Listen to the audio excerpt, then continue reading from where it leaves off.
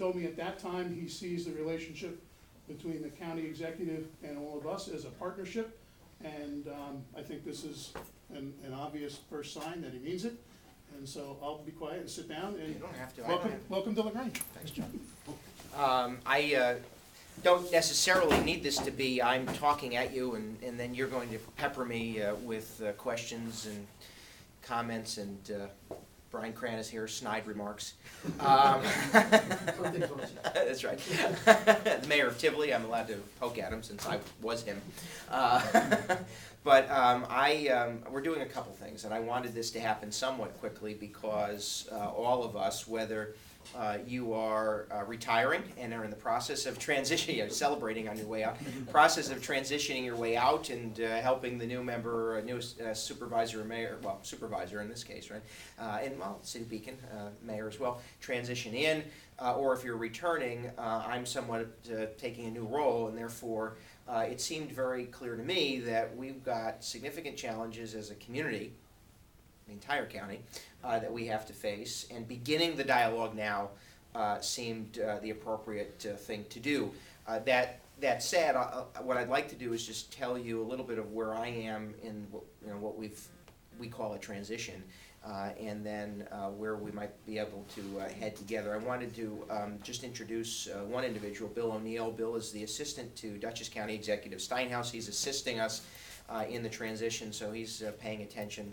Actually, I think he's following me around to see what kinds of things I say. So there's a laundry list when I go to meet with the county executive next week, and So Bill's with us, and I don't. Is it okay if, for at least the supervisors and mayors, if they would introduce themselves, because I know all of you, but I don't know if we know each other. Do you want to do that before I start? Yeah, absolutely. Okay.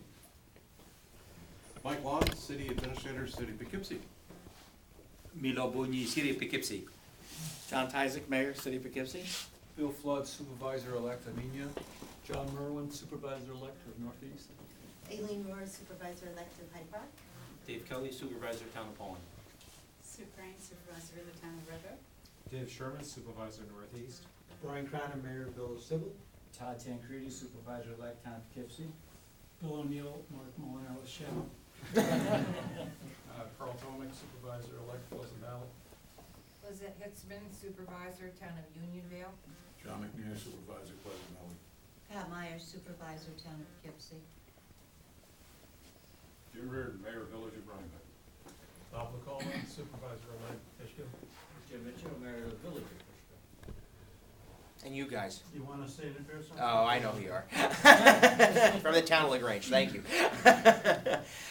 You all know this. I served 12 years as mayor of the village of Tivoli, and for 6 of them, vice president of the Dutchess County Supervisors and Mayors Association. So for me, this is a club that I continue to consider myself a member of. After Election Day, however many, can't even tell you, is it 2 weeks ago or only a week ago? It seems to be flying by pretty quickly. We began the process of meeting with the county executive. He and I have outlined what our transition process will look like. We're meeting weekly to kind of pull issues together and make some agreements. I will tell you that to the extent that you've got ideas, comments, and questions, just send them my way. But over the course of the last 2 weeks and then moving forward to January 1st, I've been meeting with other county executives, I've been meeting with some community leaders, business leaders, and obviously now all of you. I recognize that the challenges this community faces,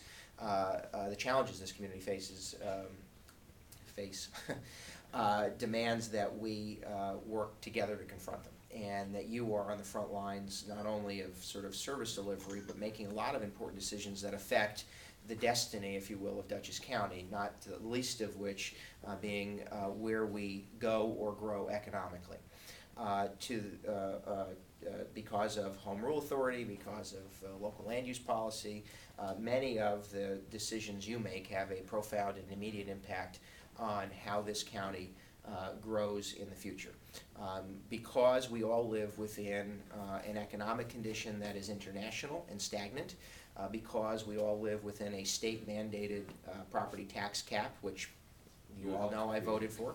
And because we live in a time where unfunded mandates continue to make it difficult at all levels of government, and because of that economic condition, we have dwindling resources and a slow, if any, in some communities, and of course countywide, reduction of assessed valuation. We have a lot of demands, and we have a lot of challenges, and the people we represent want us to be effective and efficient in delivery of service.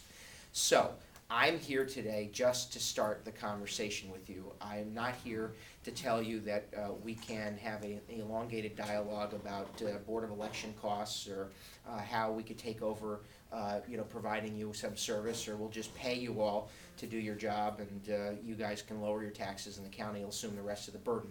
Well, that was the joke. So I really didn't want it to be me talking at you, but what I really wanted just to start today was this conversation, because I do think it's going to be necessary that we work in a much more collaborative way.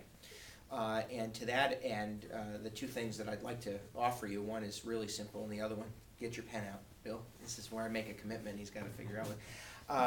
Other than the supervisors and mayors meetings where monthly you have a particular topic area, I'd like to make sure county department heads, commissioners, or appropriate representatives from county government participate if it's an area or issue where we may have a role or a place to play, or a role to play, or some information that we might be able to share, or if you just want a county department to present certain ideas for question and answer. We'll work that through the executive's office, but I'd like us to play a role in your regular meetings. But beyond that, I'd like us to get into the habit of doing, not this, me talking to you, but sort of roundtable discussions with the supervisors and mayors as regularly as is appropriate. I mean, a few times a year seems to make sense, if not maybe quarterly.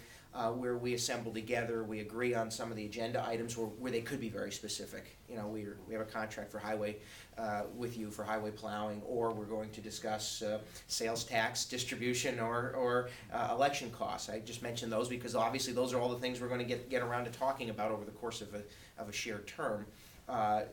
We'll pick some items, you pick some items, and then we'll sit around the table and see where we can agree, or perhaps just agree to disagree on certain things. But I think having that regular dialogue is important. And in the context of that, I'd like to be able to talk to you about economic development efforts, job growth, business development, or projects that we know are either out there, where we can share with you what's on the horizon. I'd like to be able to do that, but more importantly, where there's a project that's stuck somewhere, whether it's stuck in the Department of Health or stuck in your planning board, I'd like to be able to have conversation about it so that we can figure out, one, can we be helpful? Can our level of government be helpful to you? Can your level of government be helpful to us? Because it seems to me the only thing in our control is growth. That's it. Because I don't think that we are going to change the international economic condition. You're not going to get the state legislature to take away the property tax cap. And yes, we're going to advocate for mandate relief, but let's see, the one variable in our control is the ability, I think, to grow, and that may be small businesses growing to medium to large, and it may be a very large project where we have to say, hey, listen, how do we make this happen? So that's my first hope, that we can do that come the new year. The second is I want to make you an offer because I know how important the December Supervisors and Mayors meeting has become, and as a show of partnership and collaboration with all of you, and for those of you who are new, you don't know that the December meeting of the Supervisors and Mayors is always, very, very festive and a lot of fun, and I actually was responsible for organizing it every year, but I would like the December meeting to become the county executives meeting with you, where we sponsor that meeting. We'll help you organize, we'll help do what we used to do, maybe work together to identify a charity or charitable organizations to be helpful of. I know this is of nominal concern, but it's a way of, I think, all of us just kind of recognizing that we're all in this together, and quite frankly, it's a nice way for us to end a year of hopeful productivity in a festive and friendly way. So with that, I'm going to stop talking. And I won't take this December, because I'm only the executive-elect. There is no executive-elect December meeting. Can't make commitments. But come the new year, that's nominal. That's of nominal concern. But not gonna sit down apparently. With that, I'd rather hear what you wanna say, have to say, questions you might have, and let's just have somewhat of a dialogue. We don't have to drag this out very long, but I thought it was important to get together as early as we can and then commit to getting together as often as is necessary. Sound good? And I know all of you. I mean, I've worked with all of you. I've served with all of you. I don't consider myself up here. We're all in this very challenging time together, so how do you want to start? Dave Sherman. Absolutely.